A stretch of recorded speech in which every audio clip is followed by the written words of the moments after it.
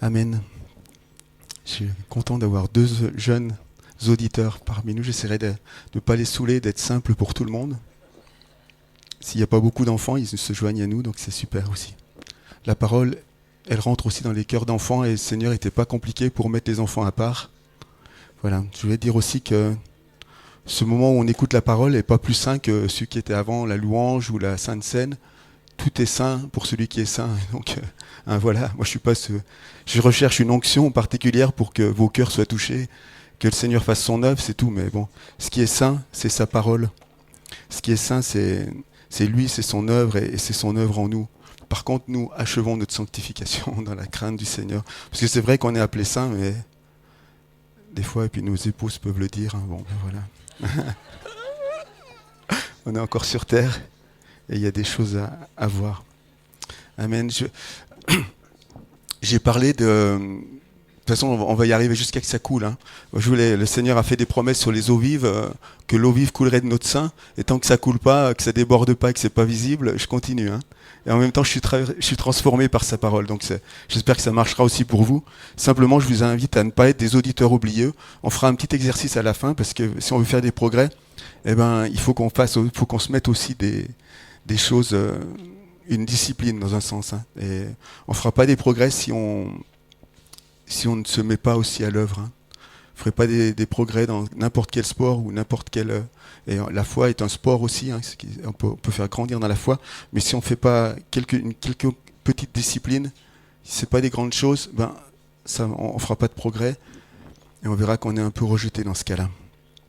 Donc voilà, je cherche pour l'eau vive et remettons en pratique. Donc ce qu'on entend, hein, c'est que le Seigneur il a dit s'il y a un désert, s'il y a quelque part une soif, une aridité, des choses comme ça. Donc reconnaissons qu'on est aride à des endroits. Et Jérôme, il a parlé de la stérilité la semaine passée. Eh ben, ne soyons pas réjouis de notre stérilité, hein, parce que même s'il y a l'amour du Seigneur, on se réjouit pas. On se réjouit pas de l'affliction, on se réjouit pas des fois on est titillé sur un péché ou par les autres parce que tu n'es pas encore sorti de ça. Eh ben non, mais moi je veux vraiment utiliser cette mortification par quelqu'un ou par un frère ou par des fois des jugements pour en sortir et pour manifester la gloire de Dieu. Son plan pour nous, hein, il a plus que ce qu'on vit actuellement. Il a promis des fleuves d'eau vive, il a promis là où il y a l'aridité, la stérilité et la vie en abondance. Donc on va y arriver. Amen. Les autres, ils mourront en route, hein, tant pis. Voilà. Et simplement, l'autre fois, j'avais vu... on avait vu deux passages où particulièrement il y avait besoin de beaucoup d'eau. Hein, il y avait 1 million de personnes qui avaient soif, plus les animaux. Et le peuple avait soif, ils ont crié à Moïse. Et puis c'était donc en Exode 17 à Réphidim. Hein. Vous pouvez lire le passage. Ils ont crié quand ils sont arrivés dans le désert. Ben c'est sûr qu'il y a un moment ou l'autre, il n'y a plus d'eau. Hein. Et puis avant, ils avaient trouvé des sources, ils avaient encore quelques ressources. L'eau amère, ils l'avaient changée, mais là, ce coup-là, il n'y avait plus rien, quoi. Même de l'eau amère, il n'y en avait pas. Et donc, Dieu voulait utiliser cette image pour nous parler à nous. Hein. On avait vu en parallèle 1 Corinthiens 10, 4, ces choses ont été écrites pour nous servir d'exemple. Et donc voilà, c'est une image pour nous maintenant, que si des fois on est sec, et on a besoin d'eau, même pour les autres, pour notre famille, pour ceux qui nous entourent, hein, un pasteur il se dit mais tout le monde a soif, là, comment on va faire? Et puis on voit que la première fois, Moïse a pris le bâton et Dieu lui a demandé de prendre le bâton et avec les anciens d'Israël et ils ont frappé le rocher et l'eau a coulé en abondance. Et puis ils ont eu de l'eau mais en abondance pour 39 ans, hein, je dirais 38 ans, ils n'ont jamais eu ce problème d'eau après. Hein, ça a continué, le rocher les suivait, c'était Christ, ils avaient toujours de l'eau d'une manière ou d'une autre. On ne sait pas, mais en tout cas il a pourvu, ils ne sont pas morts de soif, ils n'étaient pas desséchés, déshydratés. Mais il y a eu un moment, ils sont arrivés à Kadès, c'est l'endroit de la sainteté. Donc Kadès, hein, c'est le même mot pour sainteté. Là, il n'y a eu plus d'eau. Les ressources anciennes ne marchaient plus. Le rocher, il était sec. Et donc on a vu que Moïse, il est allé dans la tente de la rencontre. Et dans la tente de la rencontre avec Aaron, ils sont tombés sur leur face contre terre parce que là, c'était grave. Le peuple était vraiment il n'en pouvait plus, quoi. Il en a marre de cette stérilité. On reste toujours dans le désert, il n'y a rien qui pousse, tout ça. Et puis, là, Dieu lui parle, il lui dit, prends ton bâton et tu parleras au rocher. Et donc ils sont allés avec Aaron, et puis il a pris son bâton, et puis là, qu'est-ce qu'il a fait? Il a dit, cool. Ah, c'est ce que je vous avais dit l'autre fois. C'est ce qu'il devait dire. Il devait se reposer sur son bâton, et puis dire, cool. Il aurait dû dire au rocher, cool. Voilà, c'est pour se rappeler. Hein. Et j'avais dit, si on est cool, si on est cool, ça coule, quoi. Faut être cool devant le Seigneur. Voilà, c'est ce qu'il devait faire, mais il l'a pas fait. Bon, on sait qu'il a frappé, mais notre attitude, nous, maintenant, on a vu dans la Sainte Seine, on se rappelle que Jésus, il était frappé une fois pour toutes, pour nos péchés. Et voilà, donc il n'y a pas besoin de refrapper au nouveau toc toc toc ou crier à Dieu. Il n'y a pas besoin de le supplier. C'est bon, la victoire, elle est là, c'est bon maintenant. Simplement là, maintenant, il va falloir parler avec Dieu. Et c'est ce que je voulais dire aussi, c'est tu parleras au rocher. C'est sur ce point particulier que je vais insister, tu parleras au rocher. C'est pas qu'on va parler à une pierre, mais notre rocher, c'est Christ. Tu parleras au rocher. Et on va voir comment parler au rocher. On va voir, parce que c'est dans le Exode, donc, là c'était dans Nombre 20, verset 2 et tout ça, il y a tout le passage. Il y a un moment, il dit, tu parleras au rocher et il te donnera de son eau. Et Jésus, il a dit, si quelqu'un croit en moi, c'est-à-dire qu'il met la foi, hein, comme une sœur a prié, si on met la foi, c'est pas seulement croire au Jésus, tu seras sauvé. Tu crois en Jésus, tu es sauvé, tu as la première bénédiction, c'est-à-dire de l'eau en abondance jusqu'à dans la vie éternelle. Mais si tu mets ta foi en Jésus, c'est-à-dire que tu fais un petit exercice supplémentaire, tu as confiance, tu parles, il faut parler avec foi au rocher pour que ça fonctionne. Hein. Vous avez déjà essayé? Si vous voulez dire, c'est vraiment, et donc on reçoit une parole de Dieu. Donc si tu mets ta foi en Christ, il donnera son eau vive. Et Jésus, il avait dit, celui qui met sa foi en moi, des fleuves d'eau vive couleront de son sein. C'est carrément maintenant l'endroit, le rocher, c'est notre cœur et ça peut couler de l'eau vive. Notre endroit désert, notre endroit où il y avait toute la stérilité, où il n'y avait rien du tout, où il n'y avait rien de possible humainement, eh bien Dieu veut mettre l'eau vive. Amen. Alors on va y arriver. Comment?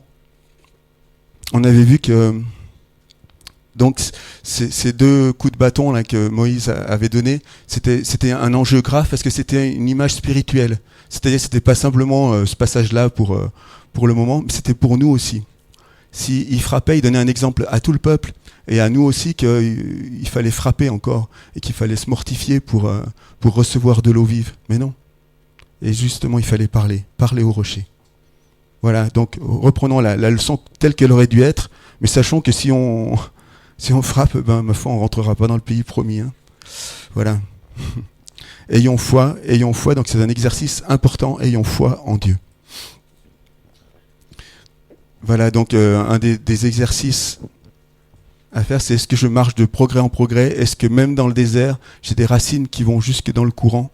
Et en fait, l'eau vive, est-ce qu'on puise vraiment notre source dans le Seigneur Jésus ou dans l'ambiance? Est-ce que je suis dans la louange juste quand il y a de l'ambiance, il y a des bons instruments, qu'il y a une bonne atmosphère? Ou est-ce que j'ai toujours cette ressource en Dieu? Est-ce que ma racine, même dans le désert autour, partout c'est sec, il n'y a personne qui loue, les gens ils insultent Dieu, il y a des choses obscènes, et puis j'ai mes racines tranquilles dans le Seigneur, et puis je loue, puis je suis dans le ciel déjà. Voilà. Est-ce que c'est cette chose-là qui est en vous, l'eau vive qui vous abreuve et qui vous donne même pour les autres, ou bien est-ce que c'est pas encore ça? Alors c'est pour avancer un peu plus, hein. Voilà, c'est juste pour vous donner soif. Je voulais aussi poser une question, c'est pour qu'on puisse faire cet exercice à la fin du culte. C'est, si je vous donne un sandwich ce matin, est-ce que vous allez tenir toute la semaine? Qui est-ce qui arrive à jeûner toute la semaine avec un sandwich? Voilà. Et en fait, des fois, les gens, ils ont l'impression qu'ils vont recevoir leur nourriture pour la semaine le dimanche. Désolé, hein, ça va pas tenir beaucoup. Et en plus, moi je vous dis un sandwich, c'est déjà prétentieux, hein, parce que j'espère qu'il y a le jambon à l'intérieur. C'est le Seigneur. Hein. Mais on dit que quand on parle, même si je vous donne un super repas et c'est un super prédicateur avec super onction et tout, on entend 10%, on retient 10% de ce qu'on reçoit. Donc 10% du sandwich, ça va pas vous faire grand chose pour la semaine. C'est pour ça qu'il va falloir reconsidérer nos voies et marcher autrement. Voilà, d'accord, on est d'accord. Maintenant, on va prendre le... Bon, j'ai pris un passage qui m'a parlé quand même. Hein. C'est Matthieu 7, au verset 21. C'est un passage qui nous interpelle et de savoir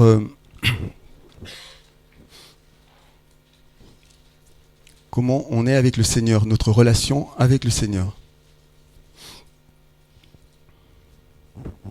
Ceux qui me disent Seigneur, Seigneur, ceux qui me disent Seigneur, Seigneur n'entreront pas tous dans le royaume des cieux, mais seulement celui qui fait la volonté de mon Père céleste.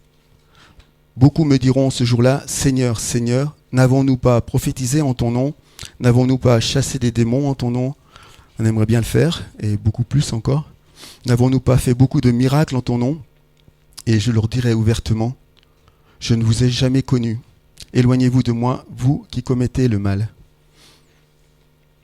Et c'est pourquoi toute personne qui entend ces paroles que je dis et les met en pratique, je la comparerai à un homme prudent qui a construit sa maison sur le roc, sur le rocher, à ce qu'on a parlé. Voilà où on construit nos racines. C'est important qu'elles soient sur le roc. Hein. C'est là où je vais en venir. Qu'on construise sur le rocher. Moi, sur ma Bible, c'est sur le rocher. La pluie est tombée, les torrents sont venus, les tempêtes, hein, on en a beaucoup en ce moment. Et sont déchaînés contre cette maison, mais elle ne s'est pas écroulée parce qu'elle était fondée sur le rocher. Mais toute personne qui entend ces paroles et ne les met pas en pratique ressemblera à un insensé qui a construit sa maison sur le sable. La pluie est tombée, les torrents sont venus, les vents ont soufflé, sont abattus sur cette maison. Elle s'est écroulée et sa ruine a été grande. On peut voir aussi des choses, des scandales qui sont là aussi, qui sont même de notre vivant. Hein, on voit des gens, avant même leur mort, on voit des scandales qui éclatent. Et ça, c'est la ruine de la maison qui est grande. Mais le pire, je crois, c'est quand on arrive devant le Seigneur, hein, comme disait Patrick Fontaine, mais Seigneur, on n'a pas fait toutes ces choses en ton nom. Et puis il lui dit, mais je ne vous ai jamais connu. Pourtant, c'était des chrétiens. Ils disaient Seigneur. Voilà. C'est pour ça qu'on peut dire Seigneur, Seigneur dans nos prières, dans nos louanges le dimanche matin, dans la semaine, tout ça, même dans notre relation, être très sincère avec Dieu. Mais le fond du cœur n'a pas été touché encore assez et le Seigneur ne nous connaît pas encore. Il connaît tout, il nous connaît complètement, il connaît chaque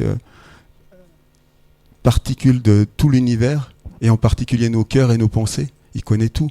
Mais je ne vous ai jamais connu, c'est le même verbe que Adam connut Ève. Il n'y a pas eu cette relation intime avec Dieu. Hein, c'est cette connaissance que lui, il nous connaît, dans le sens il sait bien comment on est. Hein. Mais par contre, nous, on ne lui a pas amené les choses à la lumière. Hein, cette lumière qui devait venir, elle n'est pas venue. Et puis, on est resté dans les ténèbres. Et on ne pourra pas rester dans sa présence là-haut. Voilà. C'est pour ça que c'est important de regarder les choses. Donc je voulais dire Seigneur, Seigneur.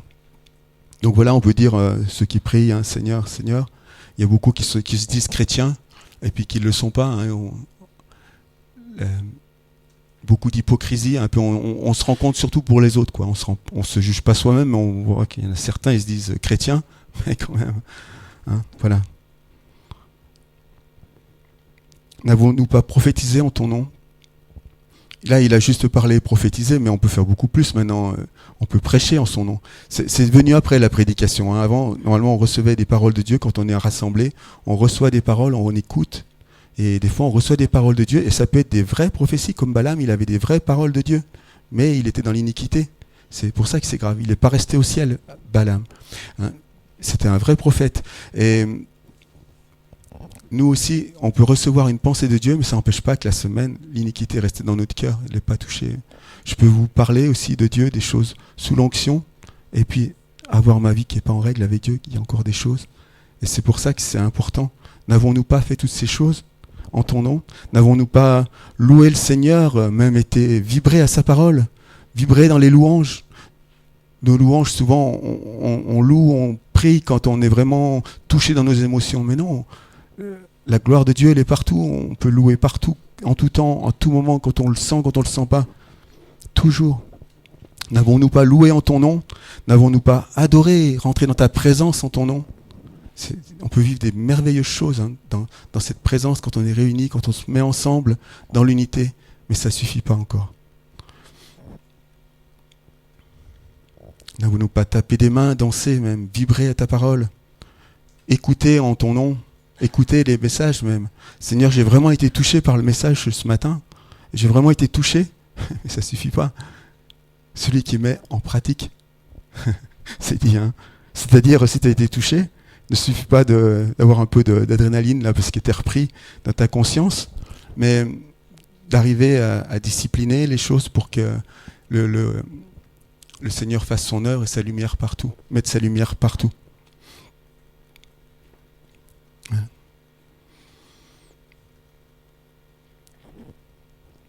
Je ne vous ai jamais connu.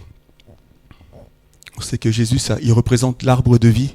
Et c'est des gens qui n'ont jamais été branchés sur l'arbre ou qui ont mal été branchés sur l'arbre de vie. Ils n'ont pas reçu la vie, la sève de l'arbre. Jésus est le cep, nous sommes les sarments.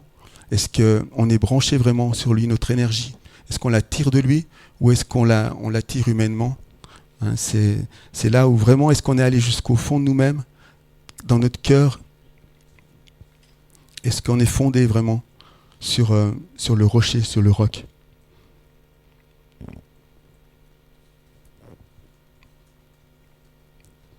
Je voudrais parler dans notre prière. Comment prier avec Dieu? Tu parleras au rocher, d'accord? Mais comment? Est-ce que c'est cette prière? Des fois, on a une prière journalistique, hein, c'est-à-dire on raconte au Seigneur tout ce qui se passe. Et puis, il sait tout. Il n'y a pas besoin. Il a toutes les versions, il y voit tous les côtés, hein, dessus, dessous, en dedans. Donc, il n'y a pas besoin de lui donner notre version. Voilà, est-ce que c'est ça la prière? Est-ce que tu parleras au rocher comme ça? C'est un peu... là, je pense qu'il se bouche les oreilles. Il dit, bon, allez, on va attendre un moment. En tout cas, moi, je me les bouche des fois. Je suis désolé, mais j'arrive pas à supporter des fois. Mais faisons des progrès dans cette chose-là, dans la prière avec Dieu. Recherchons. Et parler avec notre conscience. Nos pensées qui s'accusent tour à tour. Même le non-chrétien, hein, le non-croyant, il a une conscience et il se parle à lui-même. Ça, c'est bien. C'est déjà quelque chose. Mais c'est plus que ça, de parler au rocher, d'arriver jusqu'à la vie de l'esprit, dans l'esprit, à l'intérieur. Moïse et Aaron, avant de recevoir la parole de Dieu, ils ont été dans l'attente de la rencontre. Et nous, est-ce qu'on est dans l'attente de la rencontre? Quand on est devant Dieu, quoi, dans l'attente, hein. On attend pour recevoir de lui cette parole, ce réma, cette chose qui va répondre, qui va nous faire avancer. Nous sommes devant lui. Notre conscience aussi, elle s'accuse. Quand on lit de la parole de Dieu, quand on lit un peu de la parole de Dieu, on est un peu comme un homme qui regarde dans un miroir. Et il y a des passages qui nous reflètent, hein. C'est comme dans le temple, le tabernacle de Moïse, il y avait la cuve d'airain. Et il fallait passer devant la cuve. Et dans le temple, je crois qu'il y avait un miroir la mer d'argent. C'est-à-dire, il y a un endroit où tu regardes dans l'eau et tu vois ton image et tu vois que va falloir faire quelque chose. Et notre conscience, elle s'accuse devant Dieu. Quand on arrive dans sa présence, il y a des choses à remettre en ordre, hein, à ajuster. Donc ne soyons pas des auditeurs oublieux. Dans cette conscience, dans ce temps avec Dieu, dans cette prière, qui n'est pas un monologue simplement, mais une attente de sa parole. Soyons aussi comme devant un miroir aussi.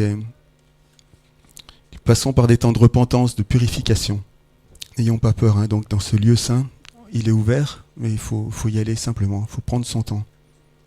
Prendre ce temps.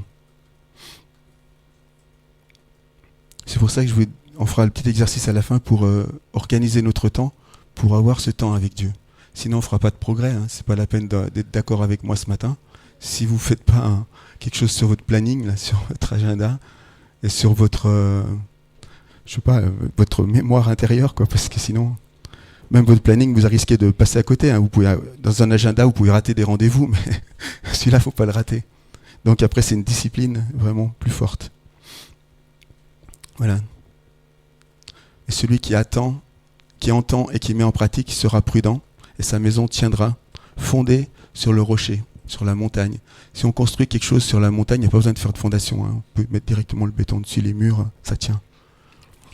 Quand c'est des sables mouvants, même les fondations énormes, il faut des pieux, il faut des choses, des profondeurs énormes pour que ça tienne, et ça dépend du poids. Mais bon, voilà.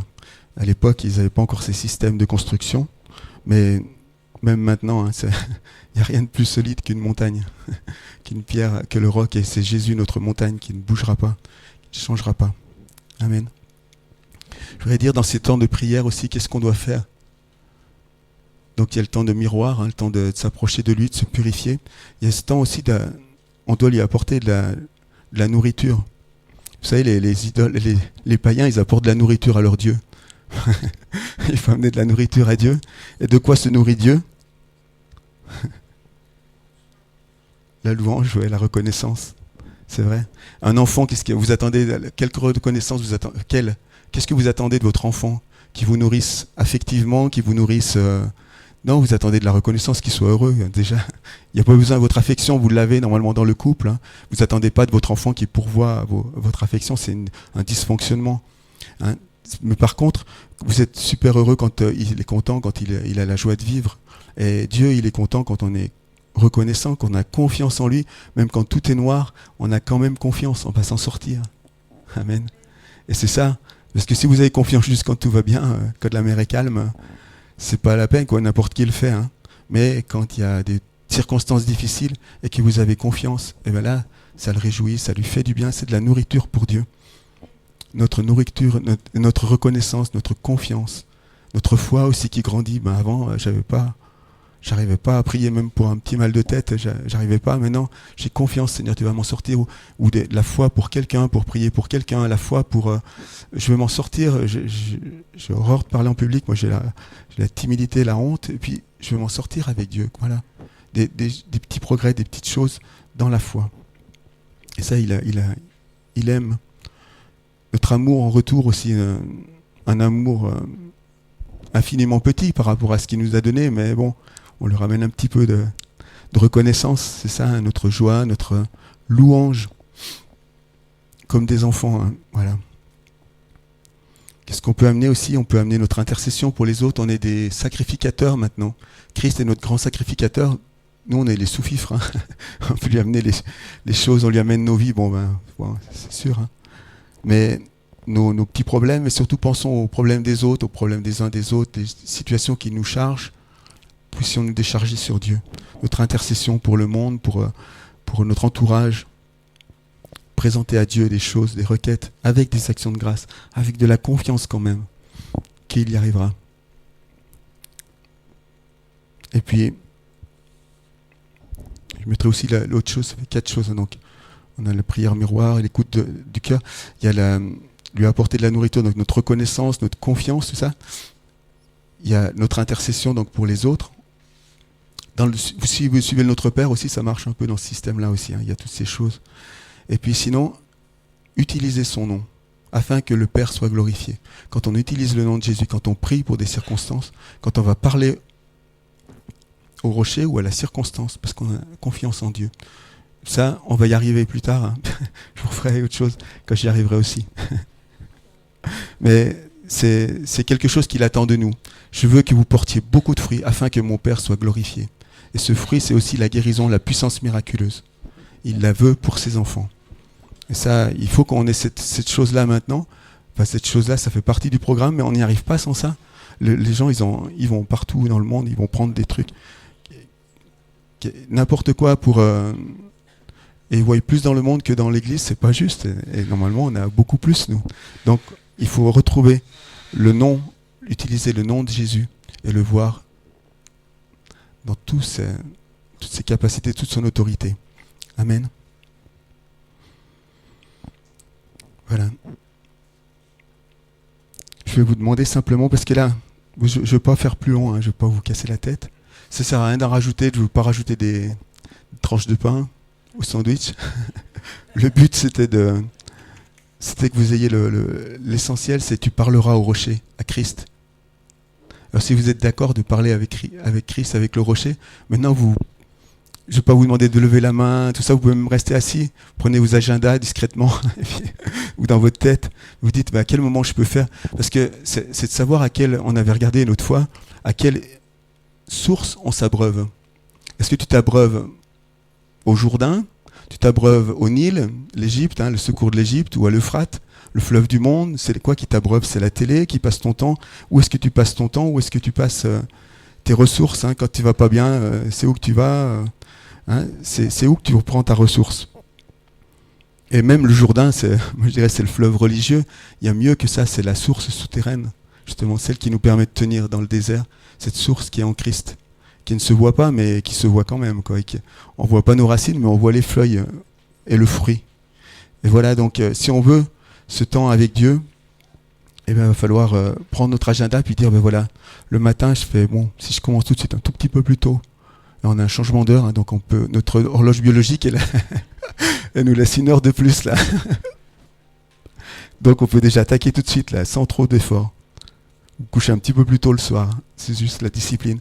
Puis vous parlez aussi à Dieu, il y a des moments pour faire des pauses, je ne sais pas combien vous prenez de repas par jour, ça m'arrive d'en prendre 5. Je grossis. Aussi demander à mon épouse. Ouais, 4 ou 5 des fois.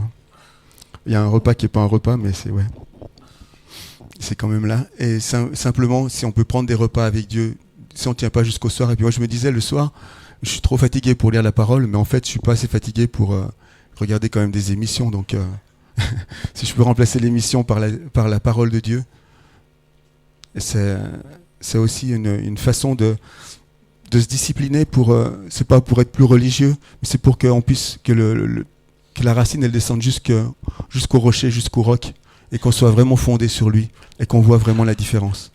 Parce que maintenant, la différence, c'est pas l'onction du pasteur, maintenant l'onction que vous avez sur vous, la différence, c'est sur vous maintenant.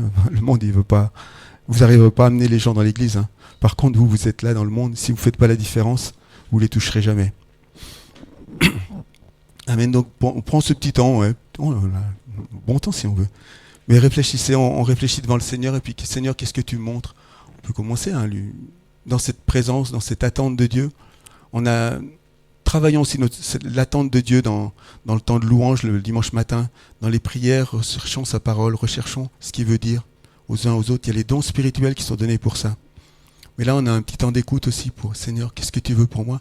Où est-ce que je peux gagner un peu de temps avec toi? Amen. Mais n'ayons pas peur du silence, tout ça. Premier chant, j'ai trouvé bien, parce que ça révèle la gloire du ciel, la communion de l'esprit. J'aimais bien ces paroles. On les chante comme ça du bout des lèvres, mais révèle-nous la gloire du ciel, envoie le feu du réveil. La communion de l'esprit. C'est ces choses qu'on vit avec le rocher, avec le roc, avec Jésus. Amen.